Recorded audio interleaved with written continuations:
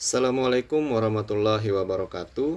Halo, selamat datang kembali di kelas fisika bersama saya Aris Kurniawan, guru fisika dari SMA Negeri 1 Baleriam, Kabupaten Sukamara, Provinsi Kalimantan Tengah. Pada video pembelajaran kali ini kita akan membahas tentang materi pemantulan cahaya pada cermin lengkung. Dengan kompetensi dasar yang ingin dicapai adalah diharapkan kalian mampu menganalisis cara kerja alat optik menggunakan sifat pemantulan dan pembiasan cahaya oleh cermin dan lensa. Dan tujuan pembelajaran yang ingin dicapai, setelah belajar materi ini diharapkan kalian mampu memahami konsep tentang cermin cekung dan cermin cembung, serta menyelesaikan permasalahan yang terkait dengan cermin cekung dan cermin cembung. Baik, kita langsung masuk ke materi. Apa sih yang dimaksud dengan cermin lengkung? Secara sederhana, cermin lengkung itu disebut dengan cermin yang permukaannya berbentuk lengkungan. Kalau melengkungnya ke dalam itu disebut dengan cermin cekung. Kalau melengkungnya ke depan atau keluar itu disebut dengan cermin cembung. Perbedaannya bisa dilihat pada slide. Kita bahas yang pertama tentang cermin cekung atau nama lainnya adalah concave mirror. Disebut juga sebagai cermin yang terbentuk dari suatu bola dengan lapisan sebelah dalam yang berfungsi sebagai cermin. Artinya cermin cekung itu melengkungnya ke bagian dalam dan yang bagian dalam itulah yang bagian mengkilapnya, begitu ya. Nah, di sini dikatakan bahwa jarak cermin terhadap pusat bola dari titik O sampai titik M itu disebut dengan jari-jari kelengkungan cermin. Sementara untuk titik fokus ya dari cermin sampai ke titik F itu disebut dengan titik fokus cermin yang nilainya merupakan setengah dari jari-jari kelengkungan cermin. Nah, ciri khas dari cermin cekung adalah titik fokusnya berada di depan cermin. Bisa dilihat di gambar. Ini cermin. Kemudian bagian depan, di bagian depan ini ada titik fokus. Sehingga fokus ini bernilai positif ya. Jadi F-nya itu positif. Lalu cermin cekung juga bersifat konvergen, artinya mengumpulkan sinar pantul di satu titik. Artinya adalah sinar pantul itu akan berpotongan di satu titik yang disebut dengan titik fokus. Bisa dilihat di gambar kedua ya. Setiap sinar yang datang sejajar ya, ini menuju cermin akan dipantulkan dan terkumpul di satu titik fokus. Jadi dia bersifat mengumpulkan sinar pantul. Kita next. Sekarang kita analisis untuk cermin cekung. Jadi bagian-bagiannya kalau kita gambarkan bentuk diagram seperti ini, yang garis horizontal ini disebut dengan sumbu utama ya. Nah, kemudian jarak dari titik O sampai titik F ini disebut dengan jarak titik fokus yang nilainya adalah setengah dari jarak dari O sampai M yang merupakan jari-jari kelengkungan cermin. Jadi dari O sampai M itu adalah R ya, jari-jari kelengkungan. Dari O sampai F itu adalah titik fokus dan dari O sampai ke benda itu disebut dengan jarak benda. Ada 3 sinar istimewa pada cermin cekung, di mana sinar istimewa ini dapat digunakan untuk melukiskan pembentukan bayangan yang terjadi pada cermin cekung. Sinar yang pertama adalah sinar datang sejajar sumbu utama dipantulkan melalui titik fokus cermin. Kita lihat ya di gambar, sinar datang sejajar sumbu utama akan dipantulkan melalui titik fokus. Itu yang pertama. Lalu yang kedua, sinar datang melalui titik fokus dipantulkan sejajar sumbu utama. Lihat gambar, sinar datang menuju atau melalui titik fokus, kemudian kena cermin, dan akan dipantulkan sejajar sumbu utama. Dan yang ketiga, sinar datang melalui titik pusat kelengkungan cermin, ya, ditembakkan melalui titik pusat kelengkungan cermin, maka akan dipantulkan kembali melalui titik pusat kelengkungan tersebut ya. Artinya dia tidak akan berbelok namun dipantulkan kembali. Lalu bagaimana melukiskan bayangan pada cermin cekung menggunakan sinar-sinar istimewa yang sudah kita bahas pada slide sebelumnya? Ada beberapa aturan yang harus digunakan. Yang pertama, untuk melukiskan bayangan pada cermin cekung minimal menggunakan 2 sinar istimewa. Lalu, sinar datang itu dilukiskan dimulai dari kepala benda. Dan yang ketiga, perpotongan dari 2 sinar pantul adalah kepala bayangan benda. Sekarang lihat gambar. Untuk yang gambar pertama, kita gunakan sinar istimewa yang pertama ya. Sinar datang sejajar sumbu utama, kemudian dipantulkan melalui titik fokus. Kita gunakan lagi sinar yang kedua. Sinar datang melalui titik fokus, dipantulkan sejajar sumbu utama, gambar 4 ya. Nah, sekarang kita lihat sinar pantul di sini kan berpotongan nih. Nah, yang perpotongan sinar pantul ini adalah kepala dari bayangan benda.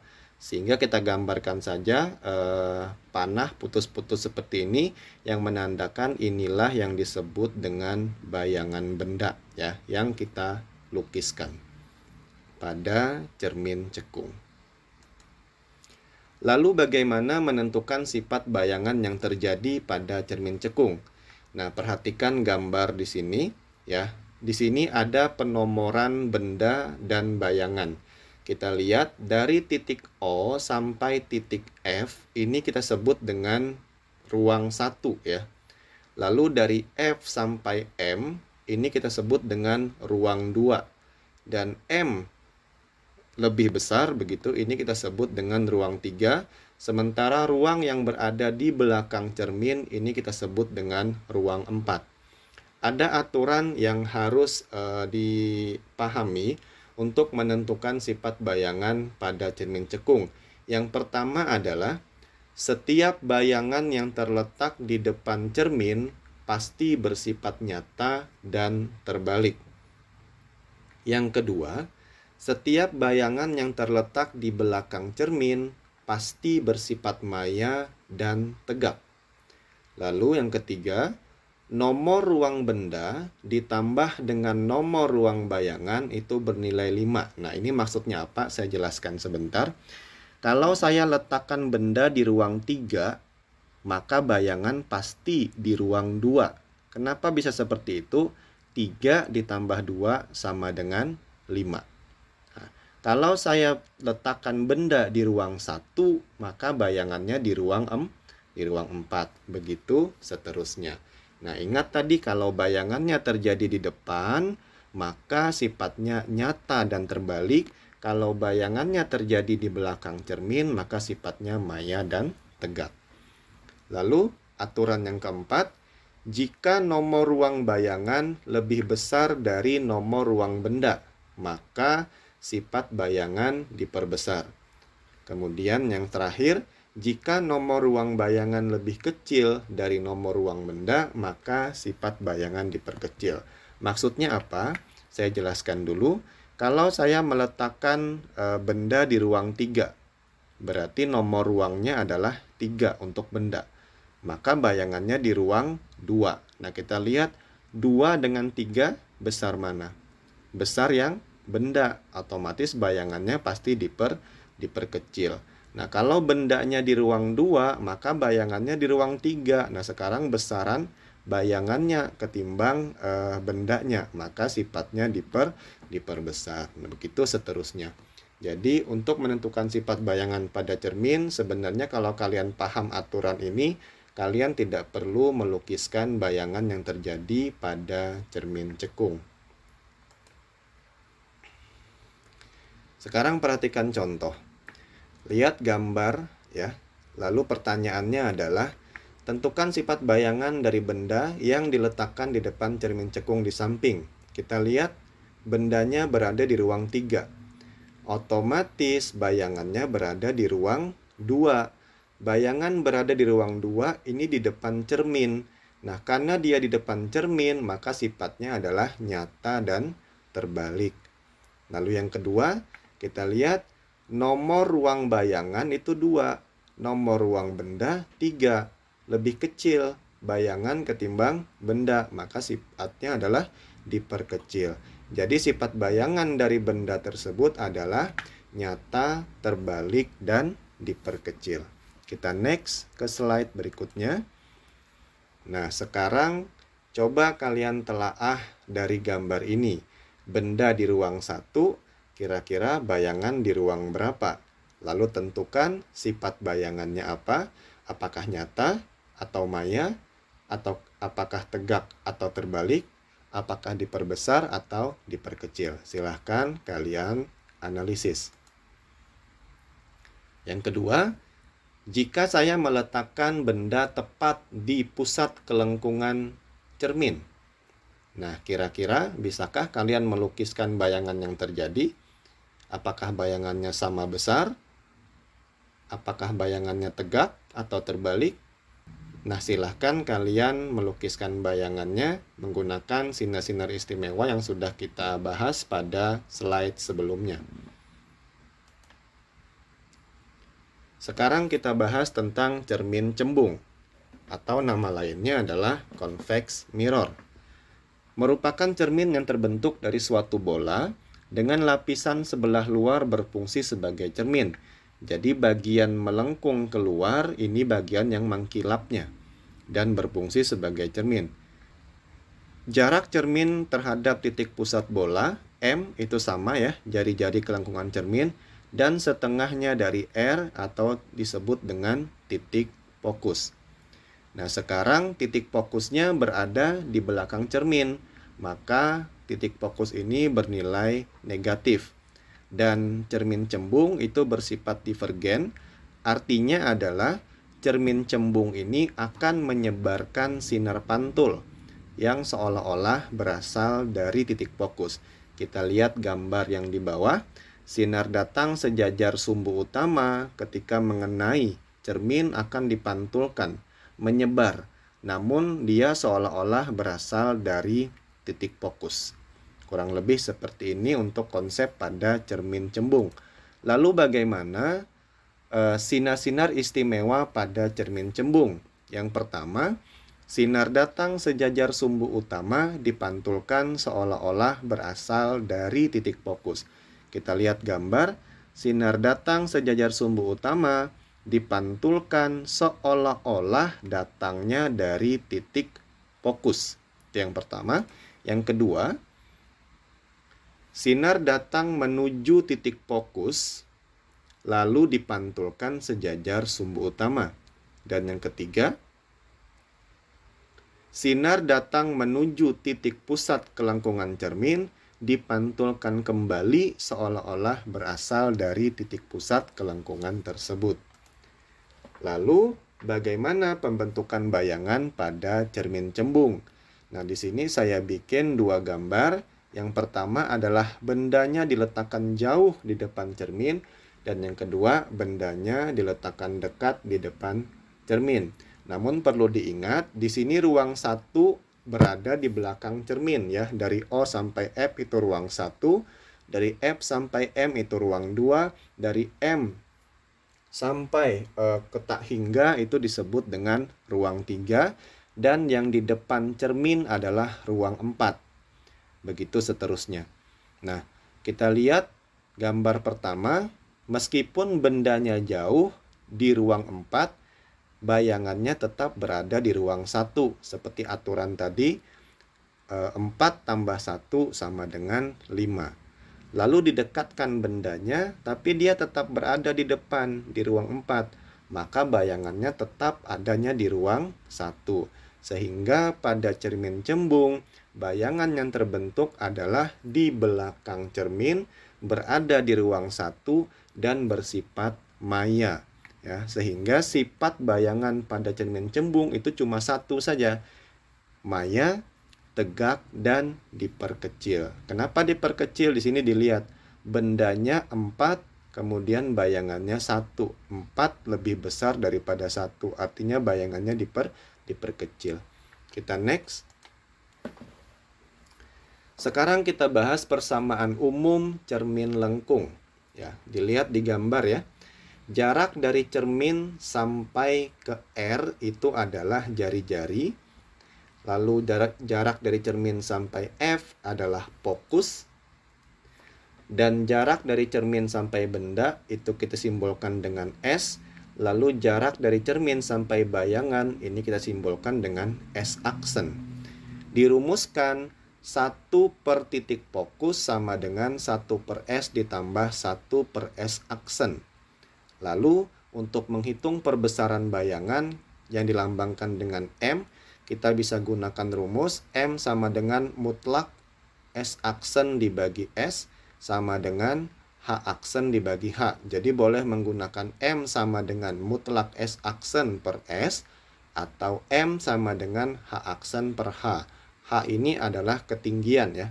Nah, keterangan rumus bisa dilihat R adalah jari-jari, F adalah titik fokus, S jarak benda dari cermin, S aksen jarak bayangan dari cermin, M adalah perbesaran cermin, H aksen adalah tinggi bayangan, H adalah tinggi benda. Lalu ada aturan lagi di sini yang perlu dipahami. Kalau cerminnya cermin cekung, maka nilai F dalam perhitungan nanti harus bernilai positif. Tapi kalau cerminnya cermin cembung, maka F-nya bernilai negatif. Lalu nanti setelah kalian menghitung, S aksen itu bisa bernilai positif, bisa bernilai negatif. Kalau nilainya negatif itu tidak salah ya, namun artinya adalah bayangan yang terbentuk bersifat maya. Kalau nilainya positif berarti bayangannya nyata. Nah, kita coba ke contoh soal. Sebuah benda diletakkan di depan cermin cekung. Nah, berarti nilai F-nya positif ya. Dengan titik fokus sebesar 5 cm. Jika jarak benda dari cermin itu S sejauh 6 cm, tentukan A jarak bayangan benda, B perbesaran bayangan benda. Nah, di sini diketahui jarak bendanya 6 cm, titik fokusnya 5 cm. Karena dia cermin cekung, maka fokusnya bernilai positif. Yang ditanya adalah besar bayangan S aksen dan perbesarannya berapa. Kita gunakan rumus ya. 1 per F sama dengan 1 per S ditambah 1 per S aksen ya. Karena S aksen yang ditanya, maka S pindah ruas menjadi negatif. Maka bisa dilihat rumusnya menjadi 1 per S aksen sama dengan 1 per F dikurang 1 per S. Sorry, ini keliru ya. Ini S ya, bukan F. Jadi 1 per S aksen sama dengan 1 per F dikurang 1 per S ya. Nah, kita masukkan F-nya 5, S-nya 6. Nah, ini 5 dan 6 penyebutnya berbeda. Jadi tidak bisa langsung kalian kurangkan. Namun samakan dulu penyebutnya ya. Nah, 5 dan 6 itu penyebutnya adalah 30. Nah, 30 dibagi 5 itu 6, 30 dibagi 6 itu 5. 6 dikurang 5 itu 1, dan penyebut cukup tulis sekali saja. Nah, setelah dapat seperti ini, maka kalian balik. Maka S aksen sama dengan 30 dibagi 1 sama dengan 30 cm. Ini bernilai positif, artinya bayangannya nyata. Nah, kalau kalian mengalami kesulitan untuk menyamakan penyebut, kalian boleh menggunakan cara sistem kali silang ya. Nah, di sini contohnya yang warna biru ini. Nah, ini kali silang saja. 1 dikali 6 itu 6. Tandanya kan negatif, tulis negatif gitu ya. Baru 5 dikali 1 itu 5. Dan yang penyebut di bawah dikalikan. 5 dikali 6, 30. Nah, tinggal kalian kurangkan saja. 6 dikurang 5 adalah 1 per 30. Nah, kurang lebih seperti ini kalau kalian mengalami kendala untuk menyamakan penyebut. Nah, setelah dapat nilai S aksen, kalian bisa menghitung perbesaran menggunakan rumus M sama dengan S aksen dibagi S sama dengan S aksennya 30, S-nya adalah 6. Maka perbesarannya adalah 5 kali. Artinya apa? Artinya bayangan itu jaraknya itu diperbesar sejauh 5 kali ya dari posisi awalnya. Nah, kita next ke slide berikutnya. Oke, sekarang kita masuk contoh soal kedua. Sebuah benda diletakkan di depan cermin cembung yang memiliki jari-jari kelengkungan cermin sebesar 30 cm. Nah, sekarang kalian lihat ya, ini adalah cermin cembung, maka nanti nilai fokusnya harus bernilai negatif. Nah, kemudian jika jarak benda dari cermin sejauh 30 cm, tentukan A. Jarak bayangan benda dari cermin, B. Perbesaran bayangan benda. Nah, kita ketahui di sini R-nya adalah minus 30. Kenapa minus? Karena cerminnya cermin cembung. Kemudian kalau sudah ada nilai R, maka kita bisa menentukan nilai fokus yang merupakan setengah dari R. R-nya 30, maka setengah dari R adalah setengah dari 30 adalah 15. Di sini minus 15 cm. Sekali lagi minus karena cermin cembung. Lalu S-nya 30 cm. Pertanyaannya adalah S aksen dan nilai M.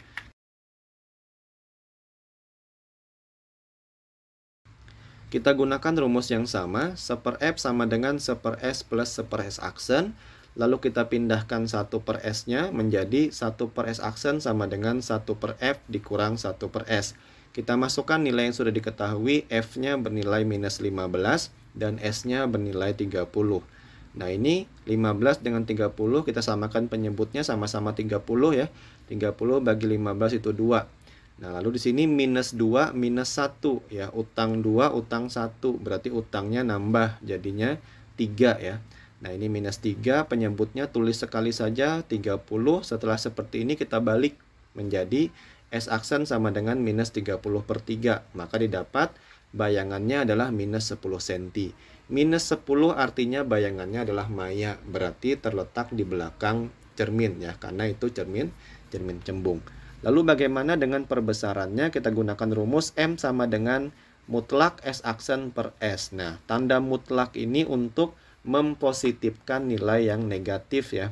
Ini kan tadi S aksennya minus 10, lalu S-nya 30. Kita coret saja nolnya, jadinya minus 1/3.